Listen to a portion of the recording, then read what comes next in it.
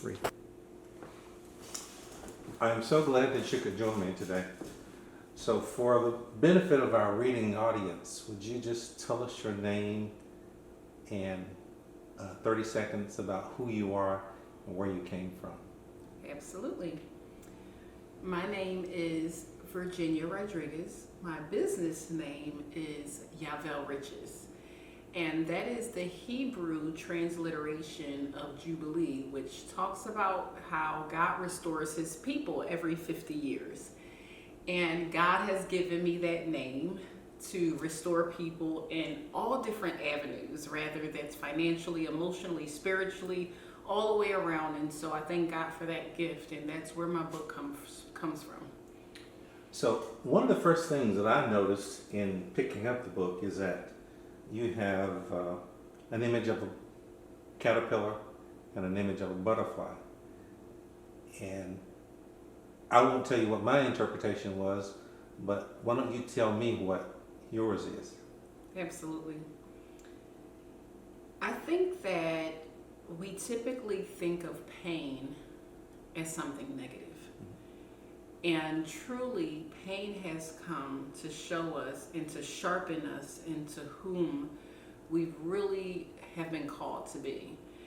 And those experiences in life kind of shape you into that. And so that caterpillar, it exemplifies exactly what that is. You know, it's a painful process. It's a process that I'm sure is not understood until you arrive. And I think that's what healing is. We can step into healing and we never know what's on the other side until we get there. But it's hard work, it's labor, but it's a trusting of nature and of the process of where we truly belong. In the first chapter, we talk about patterns. How do you recognize a pattern in order to start to deal with it? I think we get sick of ourselves. At a certain time in our lives, we blame everyone and everything around us for what doesn't work. And then there comes a time in your life where you start to realize that all of the problems that's around you first started within you. And when you gain that recognition, then you can start to heal. It's almost like the alcoholic that doesn't understand that they can fix the problem until they know that they have a problem. Okay. So let's just talk about how you came up with the title. I am in the becoming 28 days of healing. Yes. At what point in your life did you decide or did you realize that you needed healing, and what was magic about 28 days? Absolutely. That's a really great question. I'm actually happy that you asked that. I am typically seen as just an affirmation, but it's much more than that. It's really the cornerstone of spirituality. When Jesus went to the burning bush, he was asked, "Who are you?" And he says, "I am that I am. I am all things. I am the leader. I am the head and not the tail. I'm the lender and not the borrower. I'm above and not beneath. I am all of those things." And we are taught to say affirmations just as a manifestation, but we don't understand the fullness of it. I am is what God created us to be, so we can speak those things into existence. That's what the Word of God says. Speak those things that are not as if they were. So even if you are not, but you start to declare, I am, you will start to become. And so you have to stand in that even before you become that. So I am is a true affirmation of what you hope to become. It is you declaring what needs to be within you and undeclaring those things that you don't want no longer. And so I developed that from the Bible, of course, and then who you want to become. You know, that metamorphosis. Going back to that caterpillar, they're becoming. It's a caterpillar, but it's becoming a butterfly. It's a huge metamorphosis, and so in order for you to develop a habit, it typically takes somewhere in between 28 and 62 days for you to truly develop that habit, dependent upon you having to unlearn the habit first. So if you're developing a brand new habit that you don't have to unpack first, then it usually takes 28 days. But if you're developing a new habit that first you have to unlearn the bad habit, then that usually takes somewhere along 62 days. So this is a short-term process of you developing the everyday to-dos that's going to help you to become who you need to be. And that's really the unpacking process. Well, one of the things that I noticed in the book is that you first of all recognize the pattern, then you start to unlearn, and at some point you start to pour in. And I think the description was that once you remove we'll just say the bad stuff, or the unwanted stuff, it has to be replaced with something else. Talk about that for a moment. Well, along life, you know, when we're first born, we're born innocent. None of us have any negative habits. We don't have trauma. We don't have pain. But somewhere along life, those things are developed. It's inevitable. There is no person that will ever be born that is obscure from having those different type of situations happen. So with that being said, all of us is going to have to take a road of healing. Each and every one of us. How do we do that? How do we how do we learn to unpack what is necessary? That's a process that I just think that all of us have to learn. I think that is something that we probably should have learned in school, because ebbs and flows of life is guaranteed, right? There is no person that's not going to experience those things. So the healing process for me is just something that should be taught. It's not taught. It needs to be understood. But here we are, you know, writing books in 2026 about something that should be taught right along with financial literacy, something right along with, you know, how to buy a home, right along with, you know, how to deep breathe, how to meditate, how to decompress your nervous system, you know, how to nourish your body the proper way. But these things are not taught. And these are essential tools for our everyday life. We have to ask why. We have to heal from these things. We have to heal from the child who never knew to drink enough water, or to take your vitamins every day, or to stretch your bones because they get stiff as you get older, or if you eat the wrong things, then eventually, you know, you may have diabetes, or, you know, we can say that we've taught this information, but it's not there. It's not. And so we're healing from so much. Learning to heal is an essential tool for everyone. And I don't even know if I answered that question correctly, but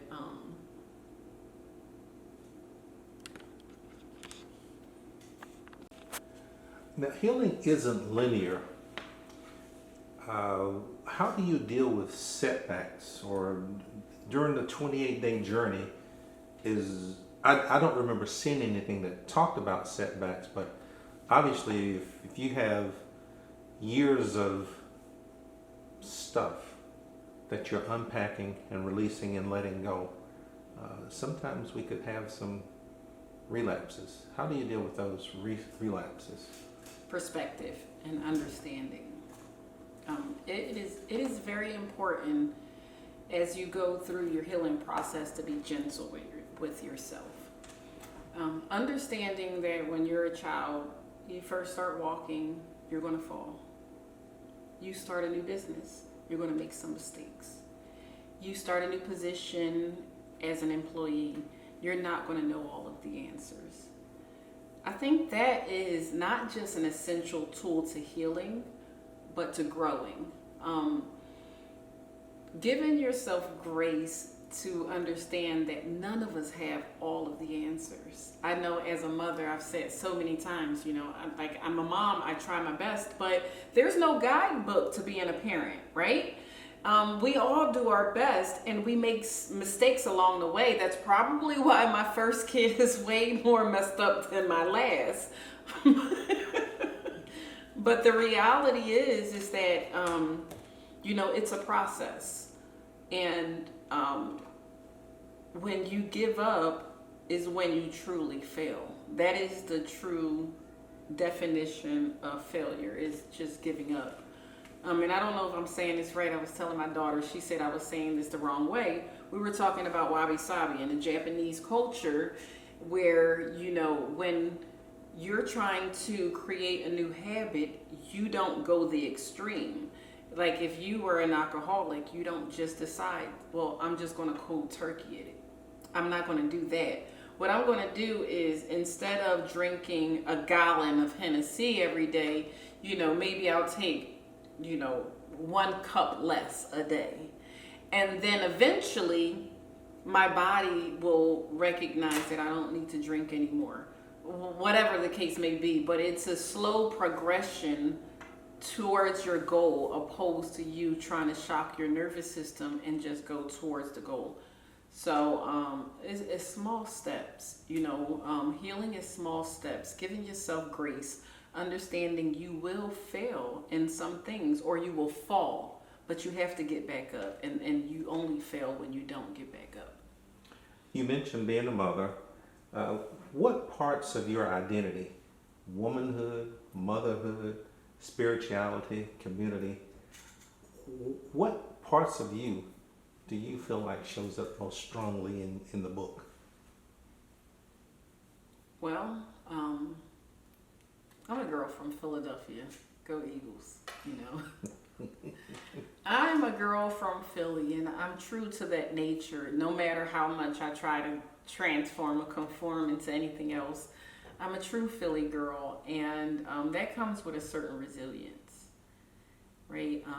And that resilience says that you just keep on going. You just keep on going in life, and that's what it is.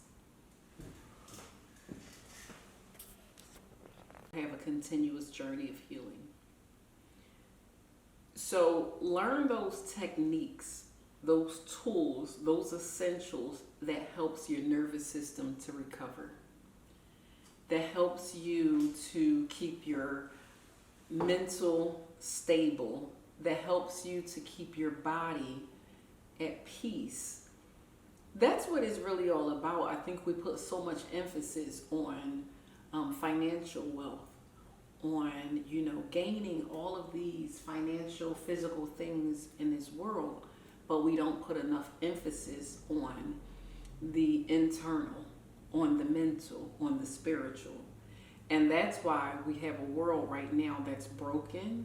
We have people who are corrupt, that's just evil, because we pass this down through our DNA, generation to generation, the same way we do with wealth. When we learn to heal ourselves, we heal our children. When we don't, we create a broken society. We pass on our pain to the next person. To the person in the grocery store who we were passing by, that was in a rush that morning, who just bumped our shoulder, who meant nothing by it, but we were ugly based on our trauma. So we argued with that person, and we said mean things that could potentially damage that person. And that's how the effect of what you hate is what you become. Hurt people. These are sayings that has become so cliche, but it's true. And until we learn to do the work, to look at ourselves, and to say, you know what, this is a broken piece within me and I need to fix it. And let me learn the essential tools, just like me learning to write, me learning the basics of math, me learning how to work out. You learn the essentials. There is a process. There's the same process in healing. It's steps to take.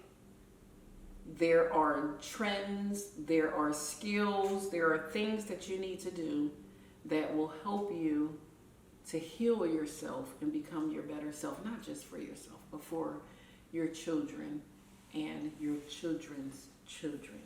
And that's what it's really about. It's about healing a generation. But it starts with you. It starts with me. I think that's the problem in this society is we are all pointing here opposed to pointing here and saying, this is what's wrong with me. This is how I can fix this world. If we all did this, we would be in a great space. Well, I know you mentioned that we focus a lot on. Hello, this is Fernanda. I can see you in my breakout room. If you see the breakout rooms, it's the one that says VA Fernanda.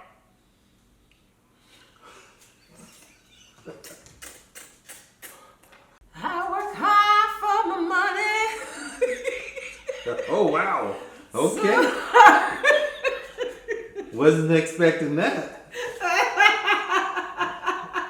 Okay. So, how did you decide the order of the daily things? Was there a natural progression that you wanted readers to experience? Well, actually, I wrote this book throughout my own healing process. So, it was literally me sitting there night after night when I couldn't sleep and saying, what do I need to do? What are my next steps? Let me do the research and my own progression to see, where I need to go to get the healing that I need. This was not a whimsical thing. This was very intentional. Starting with the Daniel fast, which is 21 days of you just doing raw foods. My 21 days turned into a year and a half where I just gave pure solitude to Christ, to God. And between me doing that, I wrote this book on how I needed to heal. And it worked for me. And so in it working for me, I felt as though that it was extremely important and my duty to hand this information over to other individuals that may need the same process. So, has what healed? Is there anything that healed for you that was unexpected as you were going through your process of healing? I think all of it was unexpected. So when you sat down to do your healing, I like to think that you were hoping to get healed, but you say it was all unexpected? Yes. I didn't know what was broken in me. I just knew that after 40 years of living, that there was a lot of turmoil. I knew that a lot of things has happened.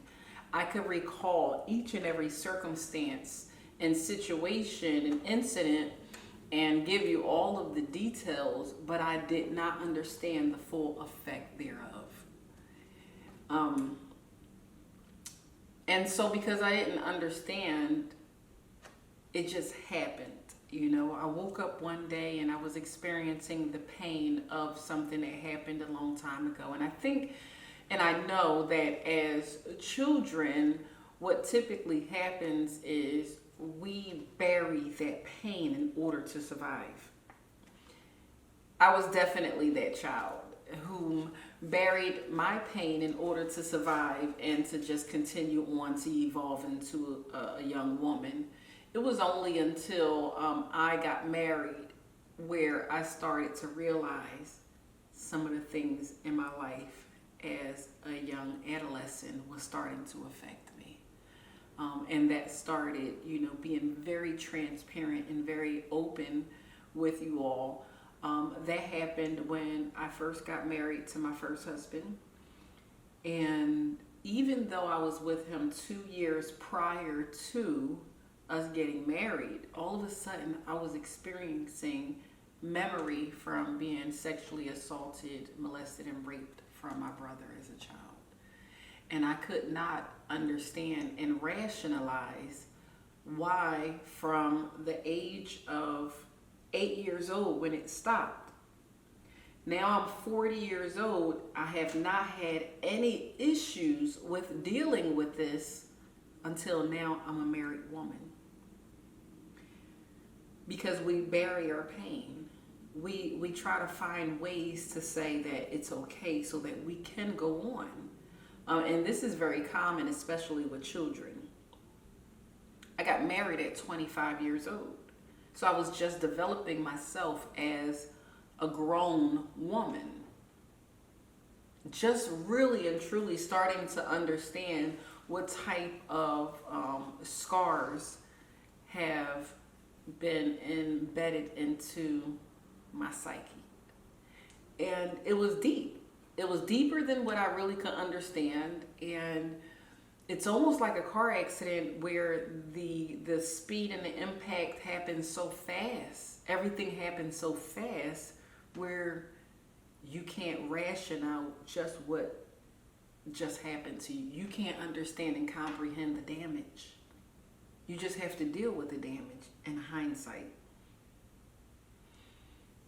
And that's what I was left with at 40 years old, 25 years old, trying to figure out exactly what do I do with that experience of being molested as a child. And someone I trusted, a brother, my oldest brother, right? Someone I trusted, someone I loved. This was someone that I was taught should love me.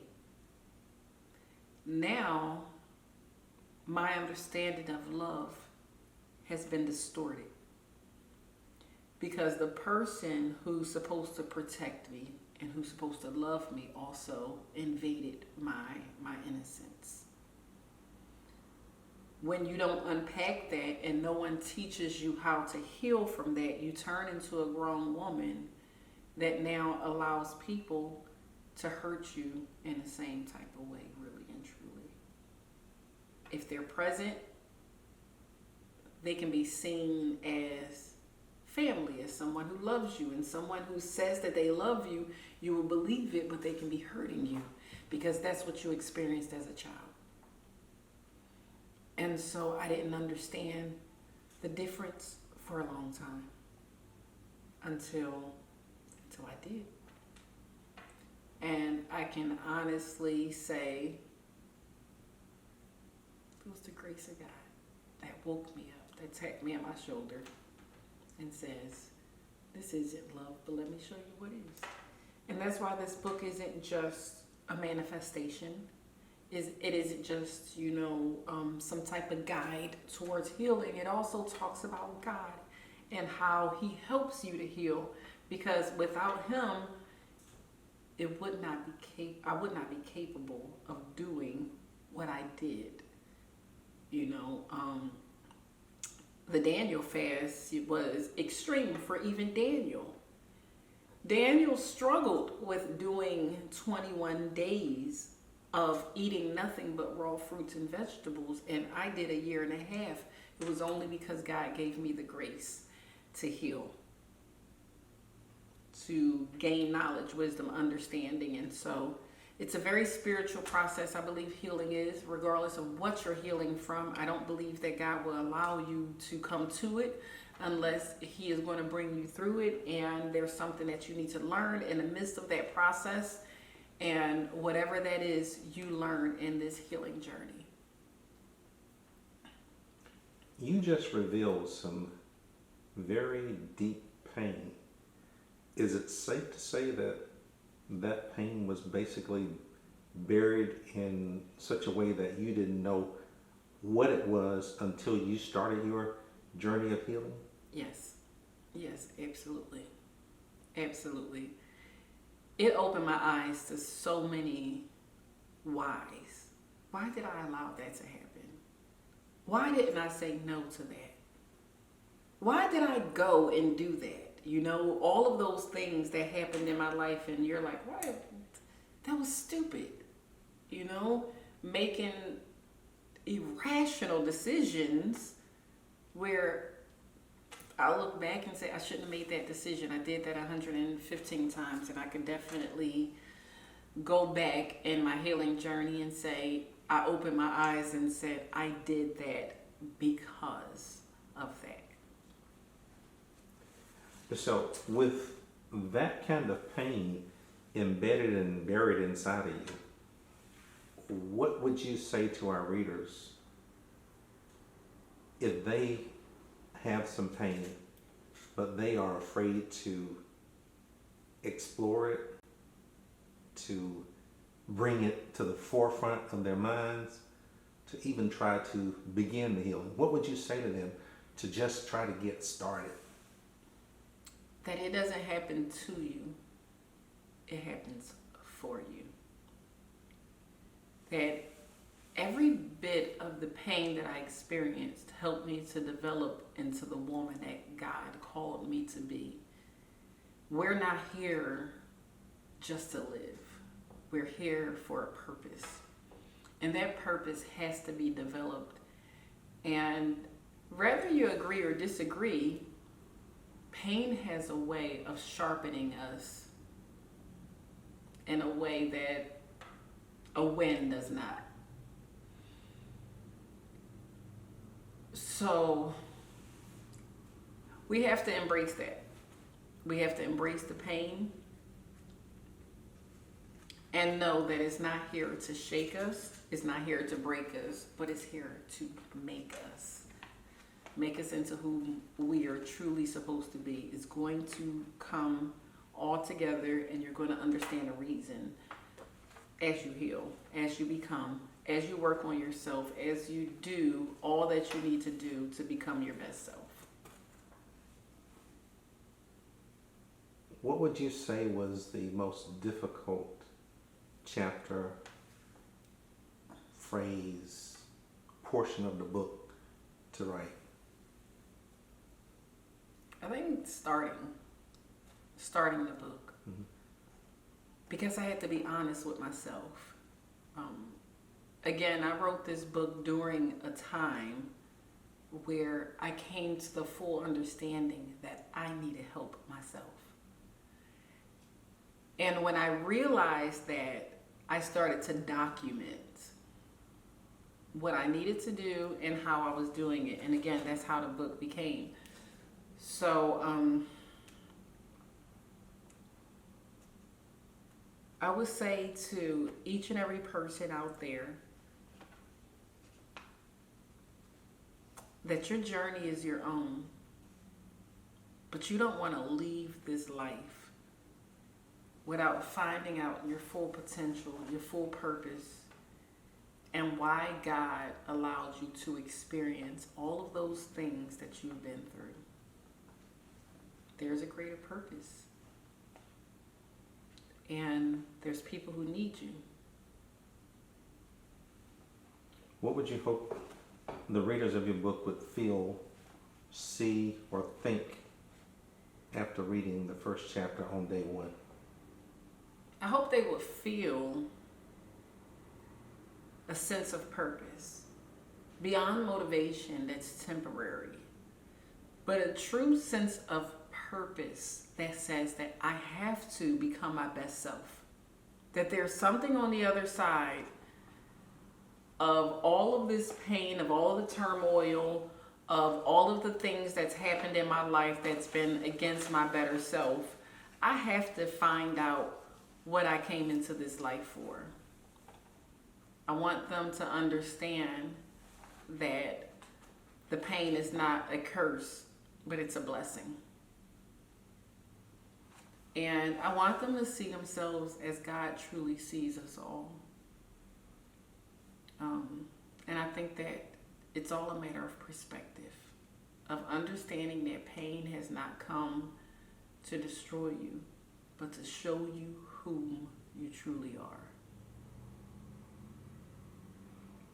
Earlier, you mentioned that healing was not a destination, if I'm correct. Do you believe that healing is ever finished, or is it a lifelong becoming? It's definitely a lifelong becoming. We can heal from, one thing, and again, something else is going to come in life. And, that's just how life works, Life has its ebbs and flows. You have a baby in your early 20s, you lose your mother or your father in your late 50s or 60s. Hopefully you get at least to that age. And so, there's different stages of life. And with those different stages of life, there's different incidents that's going to happen. And you just have to, again, learn those tips, tricks, those techniques that's going to help you to recover your nervous system from whatever may come in life. So how do you see your book fitting into the broader movement of Black women reclaiming, healing, rest, and self-definition? Well, let's be honest, the Black woman is like the backbone of the world, right? We take care of everyone, everything, the children, the mothers, the fathers, the husbands. We take care of everyone. We're the nurturers of the world. And so with being the nurturers of the world, it is absolutely imperative that we not just understand healing as a cliche, as a trend, but we really adopt healing as our own, because it really is our foundation. It's our history. It's our culture. Going way back to Africa, to natural herbs, to remedies, that's who we were. And that's how we became the nurturers of the world. While we have gotten away from that, it's still the core of whom we are as women. Stay true to it. That's what I say. Stay true to being a healing woman. That's what our men need. That's what our children need. That's what the world needs. I was just watching an article, and forgive me, I'm sports challenged. I think it was Jaguars? Jacksonville Jaguars football team. Okay, there you go. And that beautiful Black reporter, Lynn someone, spoke life into this man after they had a not so good season. Now everyone is subscribing to her. Now, people need that type of motivation. And so, listen, we need healers. We need people that speak life. We Black women are shamans. I believe that we are shamans. We heal ourselves first, and then we go and heal the world. And that's the way it should be. That's the women that men love to marry. That is the women that children love to be with.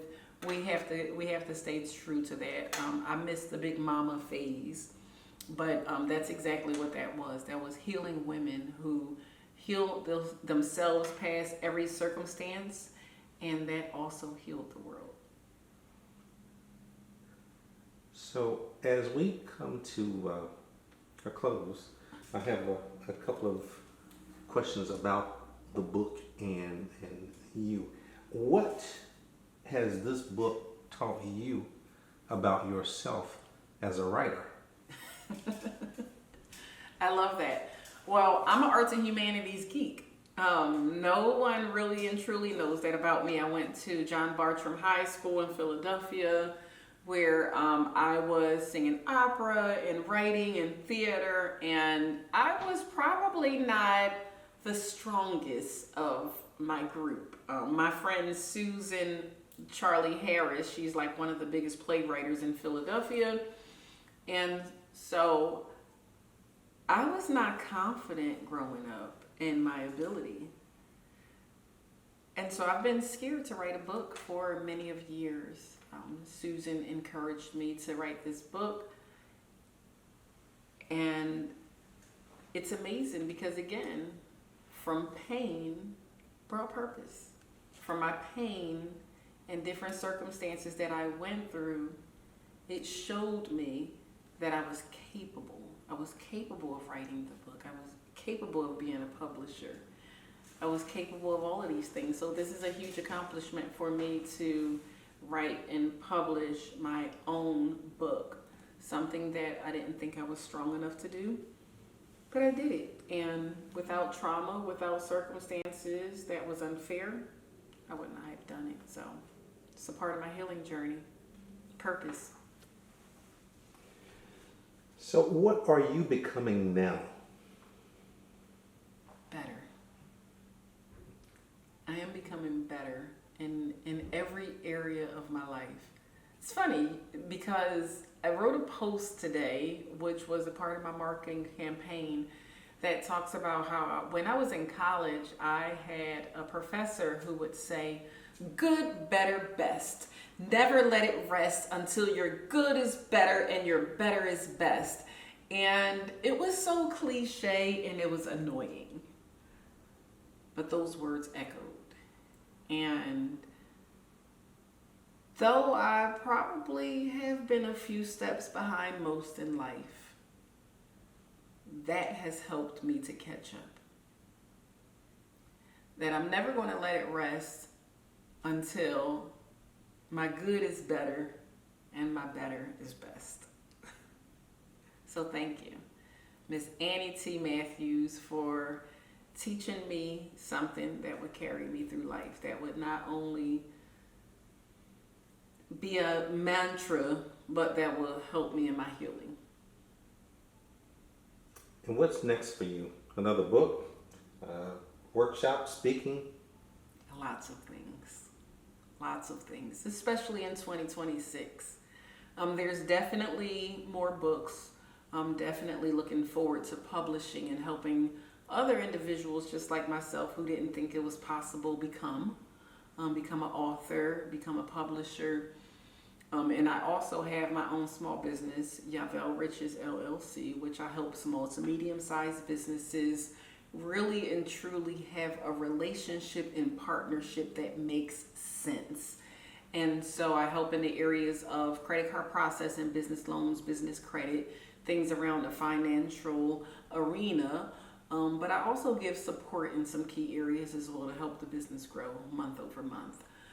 So really and truly becoming the serial entrepreneur, or continuing to be the serial entrepreneur that I have been, buying up some properties, commercial, and again, writing some more books, helping people to grow. It's all about purpose. It's all about purpose. So whatever I do, it will be helping someone else. Where can our readers find your book?